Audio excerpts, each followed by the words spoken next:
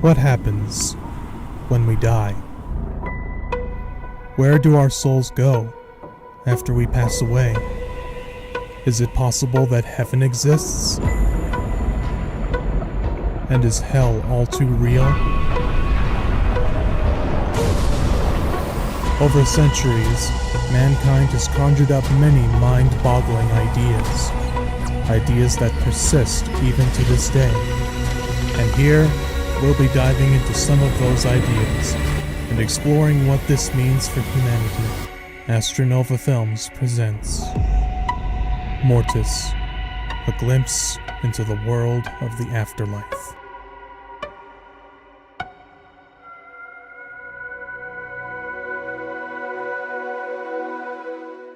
Since the day we are born, our clock has started ticking. We are born, we live, and we die. But death may not be the end of the story. Some of the first theories to ever exist about what comes after death come from ancient religions. First, we will look at ancient Egypt. It was believed in ancient Egypt that once dead, your soul would go to a beautiful land where there was no sickness, no death, where peace reigned forever, and life was free of pain. In this religion, when you died, you lived happier than ever before. But it was not all sunshine and rainbows. Your endpoint was decided upon your actions when you were alive. If you were deemed to have an evil soul, the gates of hell were opened.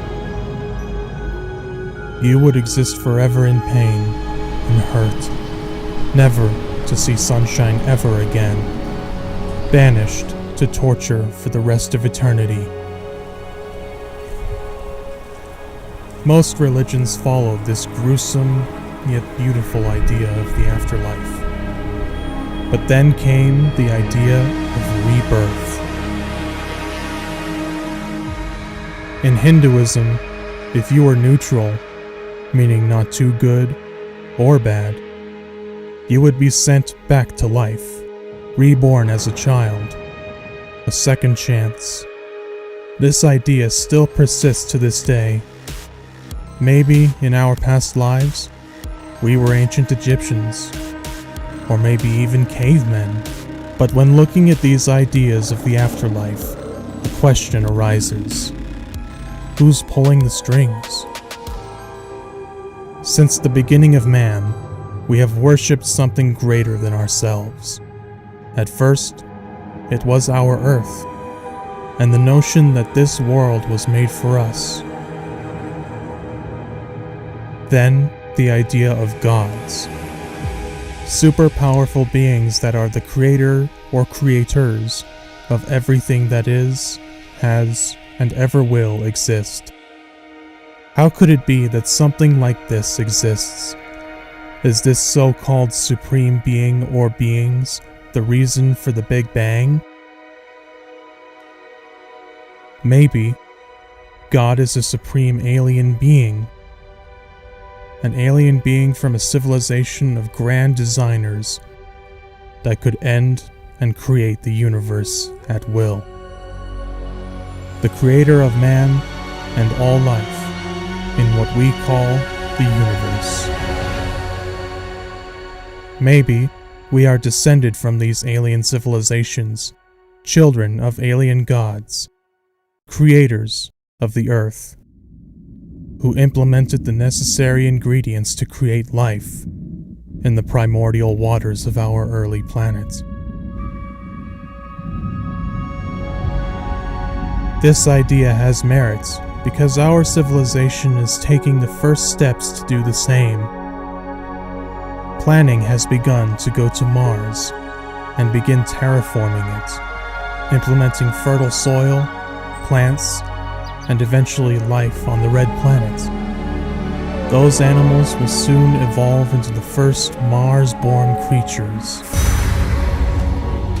To those creatures, we would be their god. Our creators could be watching us right now, watching as we become what they were, the next alien gods. This means, when we die, we might go back to our creators, back to wherever they came from, back to heaven, or to hell, whichever these gods deem necessary. Although this seems very plausible, there are still even more theories, more mind-boggling than the previous ones. One idea has begun gaining popularity in our current knowledge, one that could fundamentally change our outlook on life and our purpose.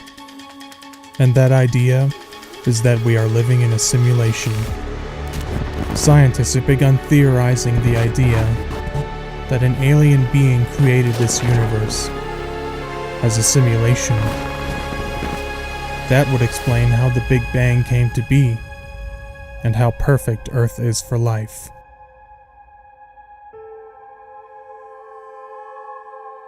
The idea of an entire universe being a simulation is plausible because of one of the greatest theoretical concepts to have ever existed: quantum computers.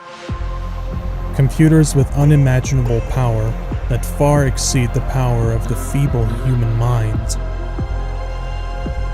Millions of times stronger than our best supercomputers, able to calculate millions of concepts in nanoseconds, and can simulate the creation and death of life.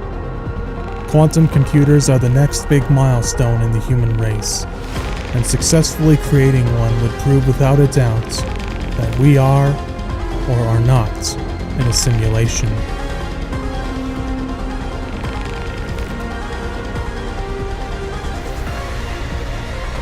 These ideas humble our perceived intelligence and power. We are nothing. And if simulation theory is true, we will never amount to anything.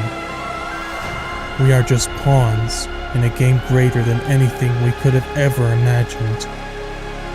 Nothing more than puppets in a theater.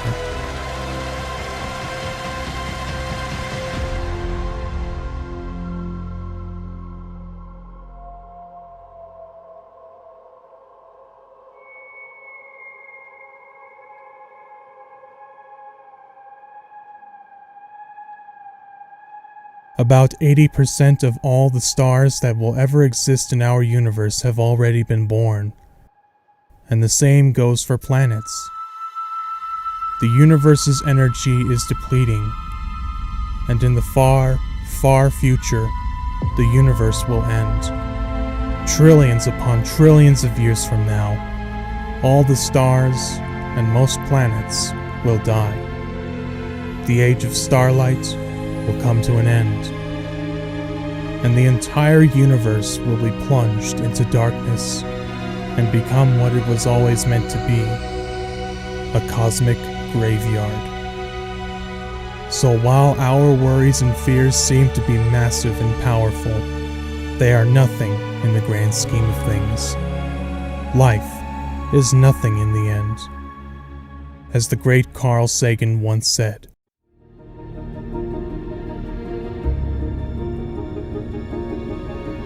That's here. That's home. That's us.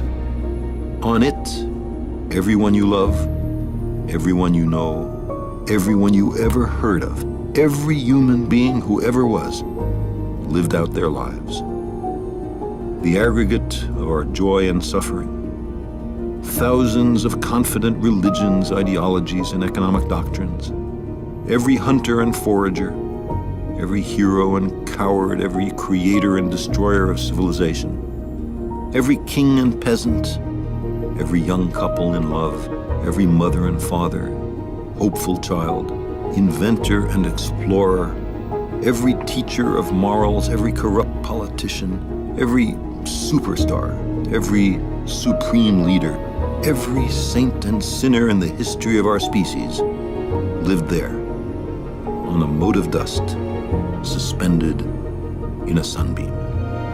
The Earth is a very small stage in a vast cosmic arena.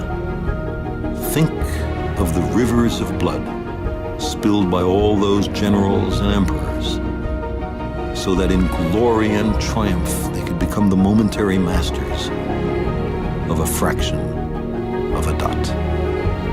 Think of the endless cruelties visited by the inhabitants of one corner of this pixel on the scarcely distinguishable inhabitants of some other corner.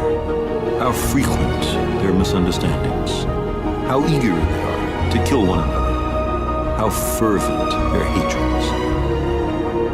Our posturings, our imagined self-importance, the delusion that we have some privileged position in the universe are challenged by this point of pale light. Our planet is a lonely speck in the great enveloping cosmic dark. In our obscurity, in all this vastness, there is no hint that help will come from elsewhere to save us from ourselves. The Earth is the only world known so far to harbor life. There is nowhere else, at least in the near future, to which our species could migrate. Visit? Yes. Settle? Not yet. Like it or not, for the moment, the Earth is where we make our stand. It has been said that astronomy is a humbling and character-building experience. There is perhaps no better demonstration of the folly of human conceits than this distant image. To me, it underscores our responsibility to deal more kindly with one another and to preserve and cherish the pale blue dot, the only home we've ever known. With our limited time, we have been saddled with an immense responsibility to live in harmony with those around us, because it could all be gone in the blink of an eye.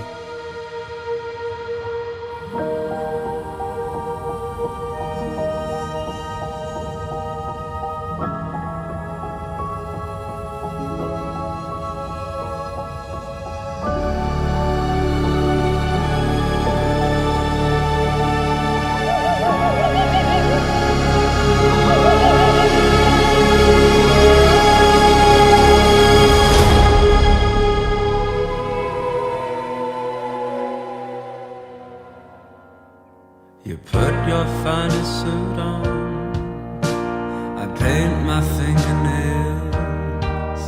Oh, we're going out in style, babe, and everything's on sale. We creep up on extinction, I pull your arms right in, I weep and say goodnight, love, while my organs pack it in. Here it is, our final night alive, and as the earth burns to the ground, oh girl, it's you that I lie with, as the atom bomb locks in, oh it's you.